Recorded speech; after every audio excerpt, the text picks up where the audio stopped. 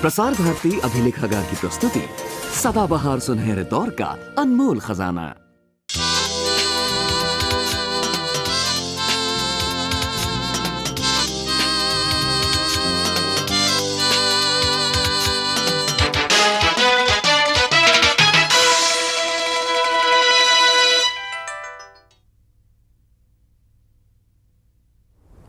We are in the campus of the High School for Film and Television in Munich. This film school in Munich has produced hundreds of internationally renowned documentary filmmakers. Coming to think of it, the beginning of cinema was actually the beginning of the documentary film movement. In fact, when the Lumiere brothers made their first film, they called their film Actualité, or the portrayal of the real in its most natural state. Very often there is a confusion between what we refer to as reality and what happens in the outer world as real. Now, if we say that all films portray reality, then every film must be real, which would mean that even the most fantastic films of Georges Méliès would also be considered real. But then we know yet that there is a distinction between the fantasy of cinema and the reality of cinema. What is documentary? What is reality? What is reality in fiction film and what is reality in non-fiction film? Let me start, if you allow, not with quotations. It's some sort of German attitude to give quotations. What is documentary? I remember of Lindsay Anderson. You know him. It's a member of the free cinema in British post-war and pre-war times. And when he was asked what is documentary, he always gave the right answer, and it's a good entrance to this topic. It's not important what documentary is, but what documentary does. And I think that's one approach to reality. Now, if we define reality as a way of perceiving the world around us, as an abstraction of the existential, then yes, cinema does perform the job of recording reality. For example, if we want to know how Raj Kapoor looked in the 40s, we would have to see Neel Kamal. If we would have to see how he looked in the 50s, we would have to see Shri 420.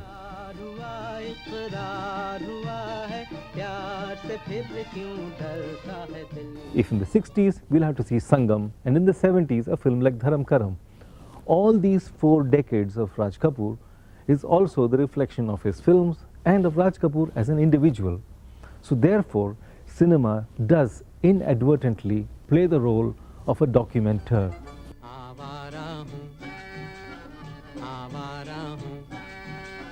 या गर्दिश में हूँ आसमान का तारा हूँ आवारा हूँ. To that extent, all films function like documentaries.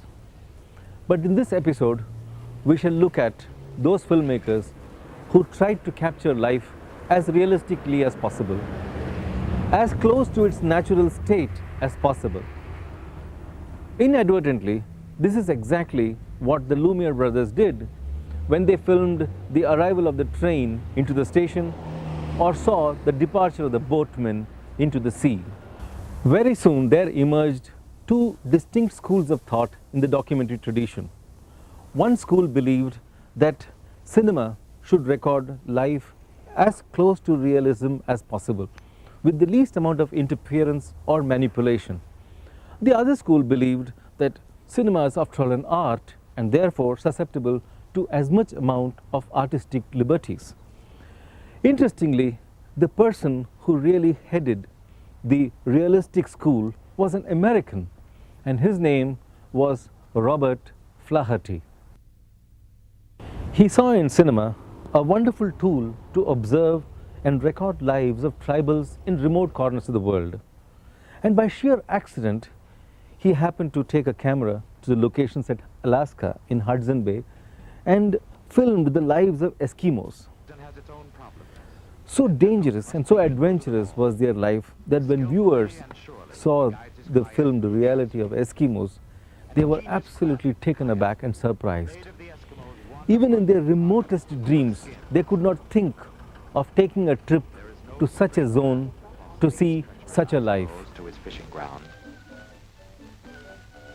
Every flow must be tested. It may be that he must backtrack a dozen times before he finds safe footing.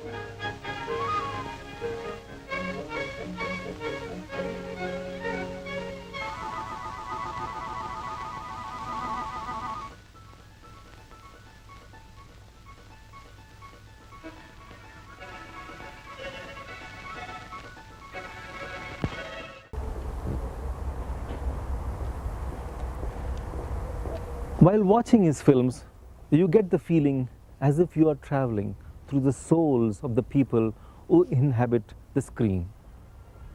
Although Flaherty traveled all over the world to make his films, although Flaherty had a fabulous gift for imagery, his films were not touristy, beckoning the viewers to come and exploit that space for personal fun.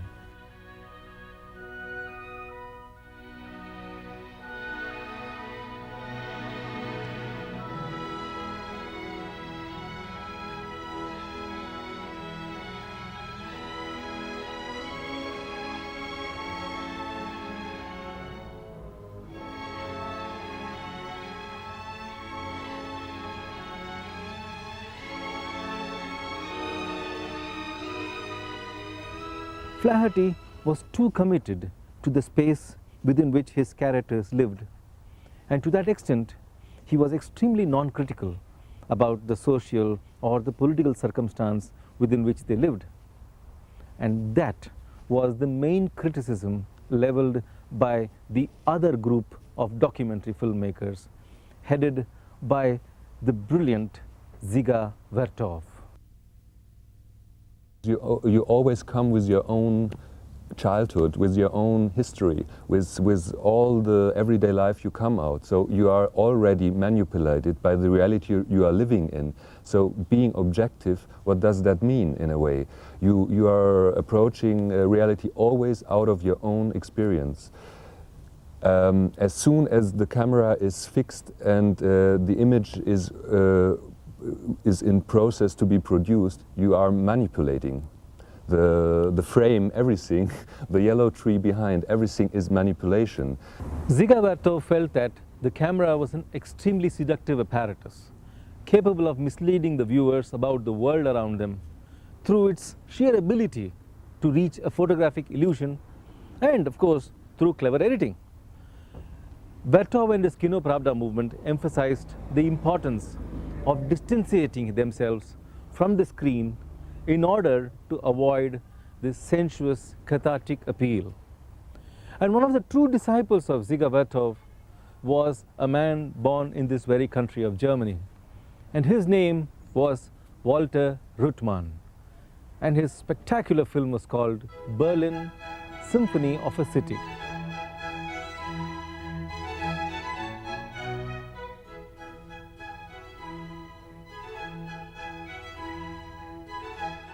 The most ardent followers of the interpretative genre were not to take cinema to such extremes. Fortunately, by the time they had arrived, cinema had already improved its mechanisms enormously and already become commonplace. The true followers of Dziga Vertov were born in this land of England, and their names were John Grierson and Basil Wright.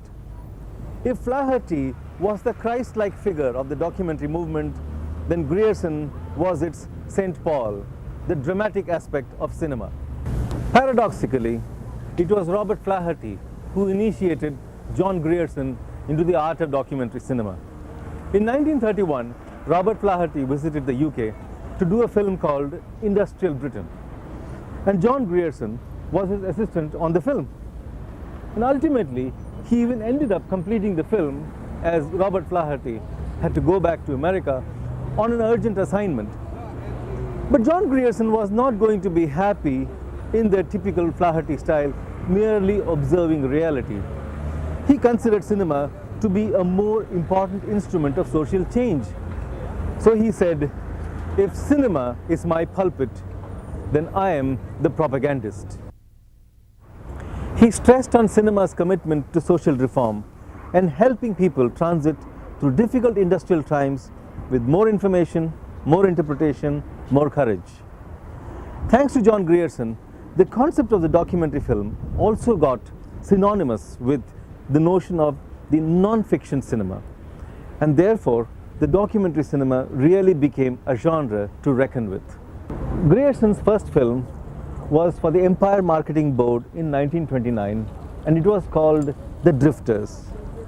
The film dealt with the problems of the herring fish industry, and the film was styled completely on the lines of the Soviet films of those days.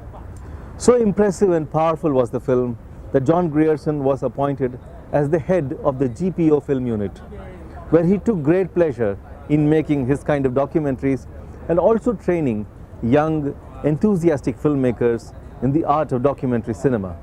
What distinguished the works of these youngsters from other films was its deep emphasis on the commentary text, the spoken words that accompanied the visuals. Of course, partially it was in the interest of economizing raw stock and very expensive film time, but it also served the purpose of getting the director very clear in his analytical attitude towards the subject. Therefore, the filmmakers who came out of this particular school had a detailed text worked out right in the beginning and almost went about shooting the film to meet the text.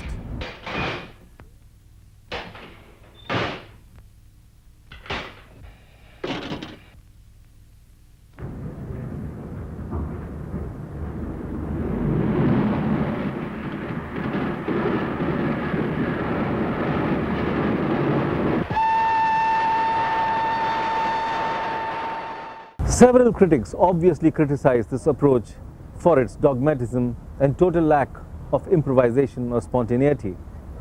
But one look at a film called The Night Mail, produced by John Grierson and directed by Basil Wright and Harry Watt, will convince you that these critics were not really justified. This is the night mail crossing the border, bringing the check and the postal order, letters for the rich, letters for the poor, the shop at the corner of the girl next door. Pulling up, he took a steady climb, the gradients against her, but she's on time.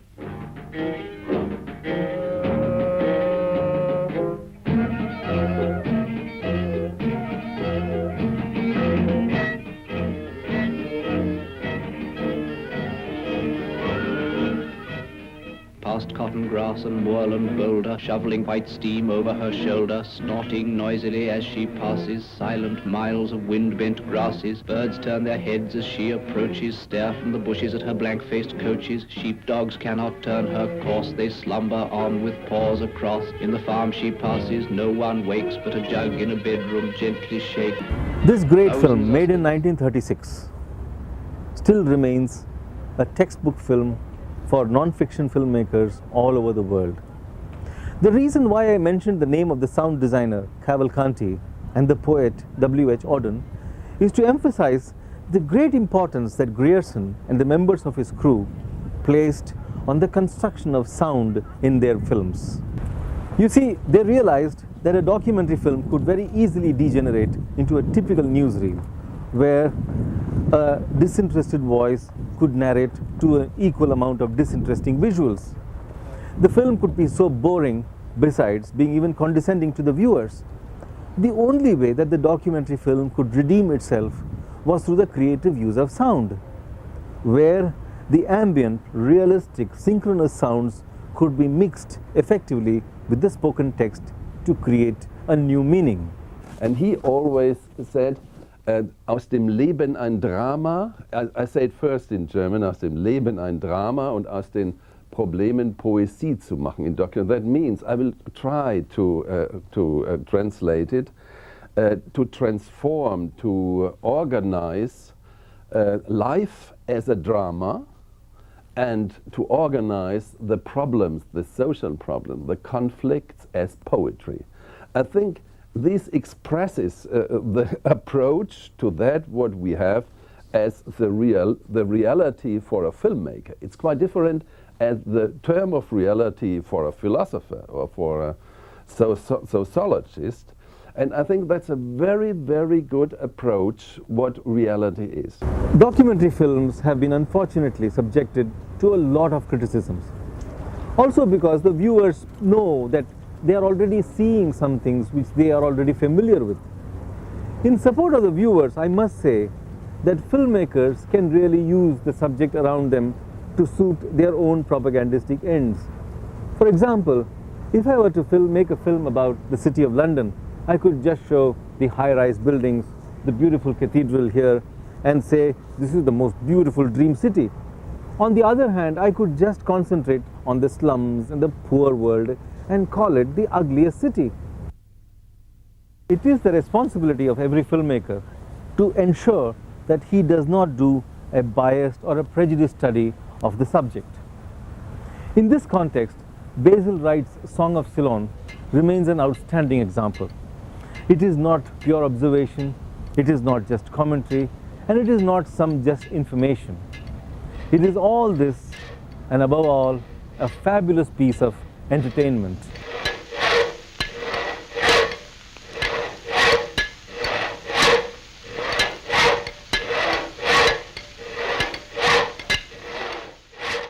Strangely, the country that used all the progressive concepts behind the documentary movement was Germany during the Third Reich. Hitler's propaganda minister Goebbels did a deep study of all these filmmakers and came to believe that he could convert any concept, even a lie, into a truth by saying it realistically over and over and over again. Having exiled all the committed filmmakers like Sternberg, Murnau and Stroheim, Hitler found a very powerful filmmaker in a woman called Leni Riefenstahl. Olympia was far more than the mere reporting of the 1936 Berlin Olympics. It changed the standards of sports cinematography. Leni Riefenstahl, director of Olympia, introduced many pioneering techniques into the genre, including sporting close-ups, slow motion, backlighting and low-angle photography, making it not only a magnificent art film, but also an impressive propagandistic tool.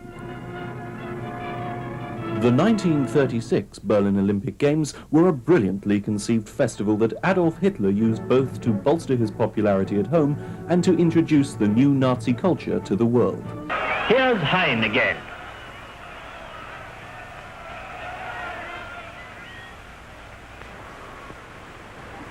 .85.